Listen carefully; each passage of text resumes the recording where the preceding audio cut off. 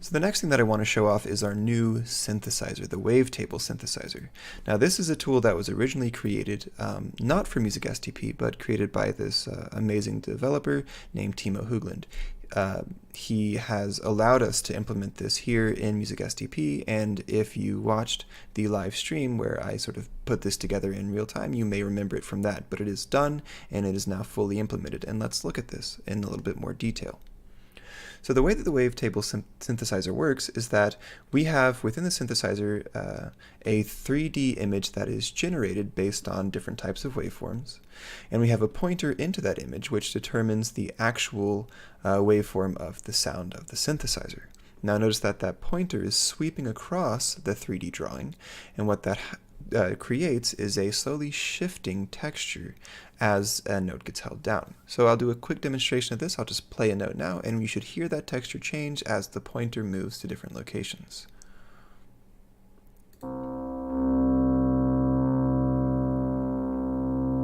Now you heard a little pop as the pointer swept across the beginning of the map and went to the end, but we'll look in a moment at how to get around that.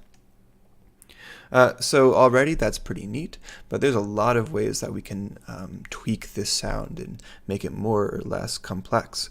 So the first thing I want to look at is the fourth parameter, which is select waveform type. It's a pretty large list. We have a series of different types of fractal designs and different types of noise that we can use to generate very different styles of drawings. I'll just take a moment here, play through a note with different waveforms selected so we can hear some of those changes.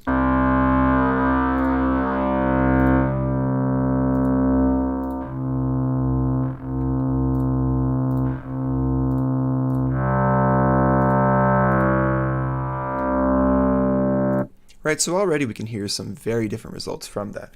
But let's look at some other ways that we can change a waveform once we've selected the one that we want to work with. So the first thing I want to point out is the scale knob. This determines the scale of the three-dimensional drawing. Think of this as being zoomed in or zoomed out of the image. So if that scale's all the way down, we're super zoomed in, right? And that's a way of getting a fairly flat shape. But as we bring that slider up, notice that this image is getting more complex, as actually what's happening is we're looking at it at a larger and larger scale, right? And that's definitely going to have a large impact on the note. I'll do a quick example of that now. I'll start zoomed all the way in and I'll go all the way up.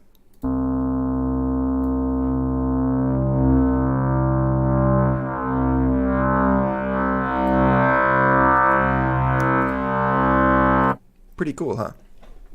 So the next thing that I want to look at is the smoothing algorithm, this dial to the right of the scale.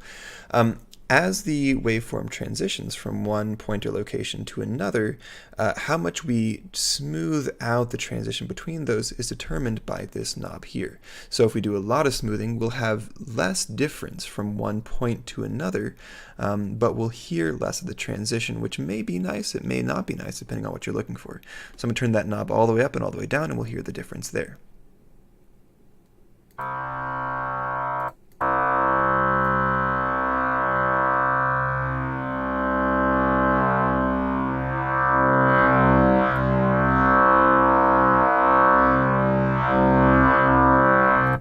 You can hear how when the smoothing algorithm is down, we can hear every single one of those major bumps and major shifts in the waveform. Again, just another way to sort of control the outputting sound. So one of the really fun ways of sort of playing this instrument is not to play notes quickly, but to actually move around on the waveform. So the waveform display is only showing us a portion of the full 3D image that we could work with. And we can move around that image by grabbing this slider here and literally just clicking and dragging it around, and you see how it's like we're a little airplane flying around this three-dimensional world. I know that's a really nerdy thing to say, but it's really fun to pull the slider around.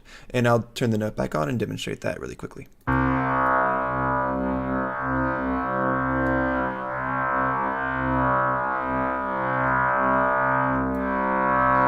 Right, so all sorts of ways of shifting the sound there. Now that's just one of 3 tabs. It's sort of the most important. We can make some really big changes there, but I do want to quickly look at the functions of the other tabs. So beyond the basic controls, we have the advanced controls tab. This is going to get a little bit tricky because we are going to be making some changes to the waveform shape, but we can't see them all in real time while we're on this tab. We have to tab back over. So first, the pointer LFO. This is determining the speed of this shift across the location by the pointer. Now it's going by itself right now, but if we wanted to control this manually, we could turn the frequency and the depth of the LFO all the way down. Notice that it's just sitting in place now. It's good if we don't want a shifting texture. Pretty cool.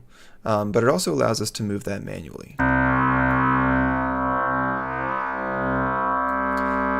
So it gives us more hands-on control over that parameter. If we want that to move slowly or quickly, we can change the frequency of the pointer. So if we want a very gradual sweep, we can have a small frequency.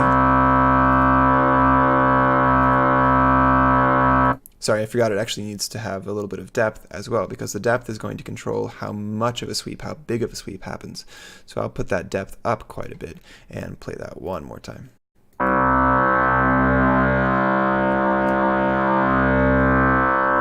That's kind of where we were before. We have a slow sweep, but it's moving over a large portion of the pointer map. Now if I turn that depth all the way up, we'll see that the sweep is now going across the entirety of the map. And the frequency is the other parameter that we may want to play with. This determines how quickly that sweep happens.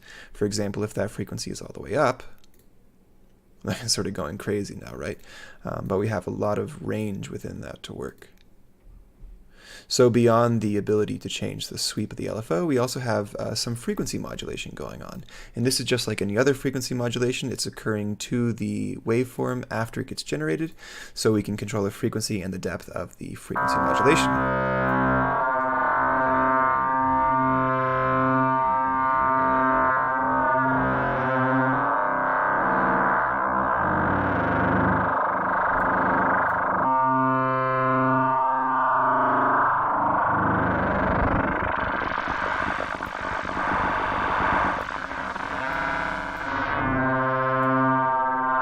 Pretty potent, right?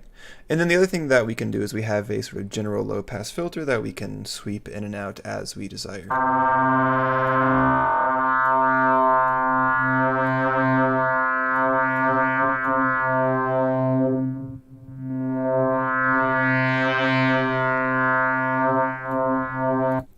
And then at the bottom we have some parameters that affect the shape of specifically of fractal waveforms. So we have a fractal waveform up now. This will not make any change to the noise waveforms, and that's why it's on this advanced tab, but we can actually affect the detail of the waveform. So that's sort of a middling detail. If we turn that all the way down, it'll be a little bit less detailed. We're still zoomed all the way out, so it looks like a lot, but zoom in, turn that up. Now we can see some difference. We have much more subtle gradation in the bumps. Sort of along that line, we can control the amount of roughness in the image. Right, so that's pretty rough, and this is pretty smooth, right? And then last, linearity. So we have a lot of controls, and we can even rotate that value, right? So we have really quite a number of ways that we can control the shape of our three-dimensional graph. Finally, we have our amplitude and frequency envelopes, and this work like ADSRs across any other type of synthesizer with similar controls. So first thing I want to do here, I just want to crank that FM back up. I was really enjoying that. Ooh, yeah, that's cool. Okay, so basic ADSR amplitude envelope, let's turn that attack up and the release up, and we'll hear it kind of fade in and fade out. But something really interesting happened at the end of that note. If you notice, the release happened and the timbre changed completely. That's because the FM envelope determines the rate at which the frequency modulation comes into and out of the note. So let's try something fun. Let's turn the attack all the way up. And what we will hear, and I'll turn the attack on the amplitude all the way down, and what we'll hear is that it actually takes a moment for the frequency modulation to sweep into the note. That's a big modulation, so it sort of feels like it's very immediate, but it's not quite as immediate as it sounds. And again, we have that instantaneous relief of the release of the FM envelope, even as the amplitude is decaying. Right, that's kind of funny. If we wanted to have that be a little bit more natural, we could turn the release up as well. They still kept a little bit of that dry, unfiltered, or unmodulated sound at the tail end. So that's the Wavetable synthesizer. It's huge. It's wonderful for creating slow shifting textures, although it also works very, very nicely for fast rhythmic passages. And that sort of covers all of the modifications and updates that we've made for the user experience. There are some additional changes that have been made to try and streamline the module building process for potential MSDP developers. So I'm going to end the video by, as quickly as I can, kind of going into those changes. So you have to give me just a moment as I switch out of the application mode and into the source code, which does take a teeny bit longer. Now remember that whenever you're working in the source code, you want to begin by opening up the _music SDP file to start your work. If you do not start your work by starting that file, important processes may not happen, it may not load, and it might break other parts of your work. So with that loaded, I'm going to go into the System Files folder, Modules, and Templates. Now, along with one additional template, we also have 2 tutorials now, because this process has changed quite a bit, and I wanted to give you some more tools to learn the new process. What I'd really recommend is that you go to YouTube and find the live stream video that I did of building the Wavetable synthesizer, which shows off all these new functions. But very quickly, we have a couple of tutorials, the parameter tutorial and the dial tutorial.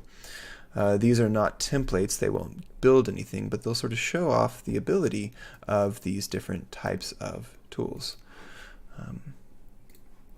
And then if you go into the templates themselves and crack those open, right now we're looking at max code, you'll notice that the templates are significantly less cluttered, there are significantly fewer patch cables and fewer objects, and that's because a lot of the processes which took up space and took up sort of mental brain power and screen real estate have now been put sort of behind the scenes.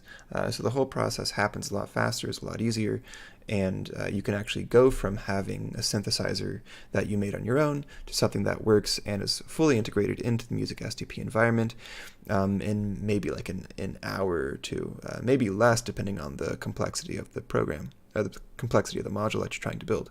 So I'd strongly recommend anyone who wants to be a developer to check out these templates, check out the tutorials, and really check out that uploaded live stream of me creating a module more or less from scratch from the Timo Högland Wavetable synthesizer.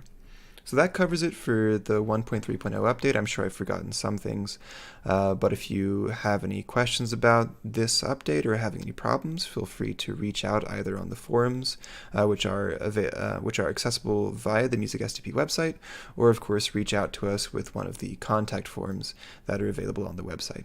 So thank you for watching. I hope you learned a lot. I hope you're excited to try out these new features, this new synthesizer. It was a great pleasure to build this, and we're thrilled and excited about all the great music that the community is going to make with these new updates. So thank you again, and I hope to have a new video up for you all soon.